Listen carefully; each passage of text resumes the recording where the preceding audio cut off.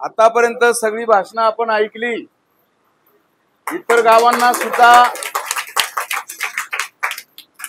गावांना सुद्धा आपल्याला ऐकायला मिळालं असेल। परंतु आता महाराज मगा बोलले की आतापर्यंत ज्यांना आपण निवडून दिलं त्यांनी सर्व कामं आपली केली का? मी तर असं म्हणतो महाराज, आतापर्यंत जेवढे खासदार झाले त्या सगळ्यांनी आम्हाला काय दिलं त्याच्यापेक्षा त्यांनी आमच्याकडून भरपूर हिसकावून घेतलं। हा महत्वाचा भाग। सभापती, तुम्हाला हसायला आलं काय? त्याच्यातला मी आहे, गावचा पाईक आहे। या गावामध्ये अशा प्रकारे प्रत्यक्षामध्ये समाज अवलोकन आमचं भरपूर आहे। समाज आम्हाला मानतोय तितकंच खरं आहे। परंतु सत्य बोले मुखे दुखवे अनेकांच्या दुखे, जे दुसऱ्याच्या दुखामध्ये सहभागी होतात, जे सत्य जीवन जवळ करतात, सत्याच्या काशेने जीवनाची वाटचाल करतात, मला असं वाटतंय त्यांच्या सानिध्यामध्ये त्यांना आपण आणि मदत केलीच पाहिजे। मला असं वाटतं की ही जीवनातली भक्ती आहे। दुसरी गोष्ट अशी की प्रत्यक्षामध्ये आतापर्यंत आपण मतदानाचा हक्क बजावला, तो बजावला पाहिजे। हो, या देशाची नियंत्रित लोकशाही असल्यामुळे अशा प्रकारे हो सर्व मताचा राजा कधीच होत नाही, तो बहुमताचा होतो, नाही का? जे नेते असतील, जे पुढारी असतील, जे कार्यकर्ते असतील ते काही करतात। हो, अर्थाच्या ठिकाणी अनर्थ निश्चित आहे, पण अशा प्रकारे आज इतकी खालची पातळी झालेली आहे प्रत्यक्षामध्ये मतदारांची। कोणतंही विलक्षण असलं तर लहानू पाटील 50% लोक पैसे घेऊन मतदान करतात, या शिलापुरातले नाही, सगळ्या जगातले। आणि आपली परिस्थिती अशी आहे महाराजांची की कोणत्याही प्रकारे भ्रष्टाचार अनाचार जीवनामध्ये जर प्रथमतः जर आपण केला तर मला असं वाटतं समाजाचा विश्वास टिकणार नाही। तिसरी गोष्ट अशी की प्रत्यक्षामध्ये आताच आपण त्यांच्याबद्दलची अस्मिता किती आहे, त्यांच्याबद्दलचं समाजाला महत्व किती आहे, त्यांच्याबद्दल आदर किती आहे आणि त्यांचं गुरुत्व किती लोक अशा प्रकारे मान्य करतात, हे आता कुंभमेळा म्हणण्यापेक्षा आता जे अशा प्रकारे अनुष्ठान झालं नाशिकला, इथं सगळ्यांना प्रचिती आली महाराज। भूतो ना भविष्यती, हो एवढा समाज झाला। मी 2 दिवस आलो होतो, मला जास्त वेळ मिळाला नाही।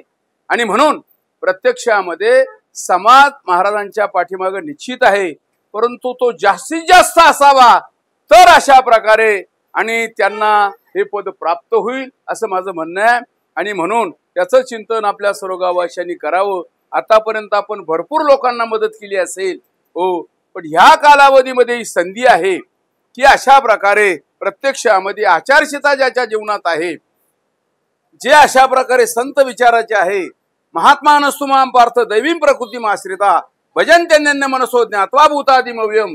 गीता माऊली सांगते की ज्यांच्या जीवनामध्ये भजन आहे, ज्यांच्या जीवनामध्ये अशा प्रकारे दैवी प्रकृतीचा आश्रय जे करतात आणि जे जगाचं कल्याण साधण्यासाठी अशा प्रकारे प्रयत्न करतात, जगाच्या कल्याणा संतांच्या विभूती देह कष्ट भीती परोपकारे, परोपकारासाठी ज्यांचं जीवन आहे। कीर्तना प्रवचनामध्ये आम्ही जरी बोलत असलो तर मला असं वाटतं त्या ठिकाणी हा सगळा मतदार नसतात, सगळे ऐकणारेच असतात बिचारे। पण आता मात्र तुम्ही सगळे गाववासियांनी मला संधी दिली की प्रत्यक्षामध्ये सर्व क्षेत्रातील मान्यवर पुढे बसलेले आहे, या सर्वांनी एक चिंतन करावं, विचार करावा आणि महाराजांच्या अशा प्रकारे नावावर मतदान करावं आणि योग्य तऱ्हेनं आपलं कर्तव्य चांगलं आपण केलंय हे जीवनामध्ये अशा प्रकारे पुण्य जीवनामध्ये देईल आणि पुण्याची प्राप्ती जीवनामध्ये होईल। हो, अशा प्रकारचं चिंतन करावं। पुष्कळ बोलण्यासारखे पुढे महाराजांना जायचंय, सगळ्या मंडळाला जायचंय, आपला वेळ जास्त घेत नाही। 18 पुराणेषु व्यासस्य वचन द्वयम परोपकार पुण्याय पापाय परपीडनम। परोपकार करणं हेच पुण्य आहे आणि त्यांच्या जीवनामध्ये जर ते निवडून आले तर फार मोठा परोपकार होईल तुमच्या आमच्या जीवनामध्ये, निदान या मतदारसंघामध्ये तरी बदल होईल।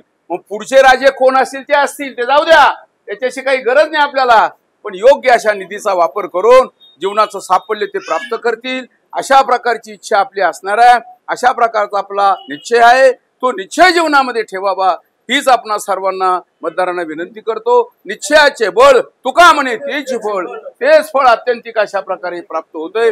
एवढंच बोलतो, किती जरी बोललो तरी कमी आहे, परंतु शिलापूरकर गाववासी योग्य तऱ्हेने तो विचार करतील आणि बाबांच्या नावापुढे अशा प्रकारे आपलं मत देतील, अशा प्रकारची ग्वाही या ठिकाणी देतो।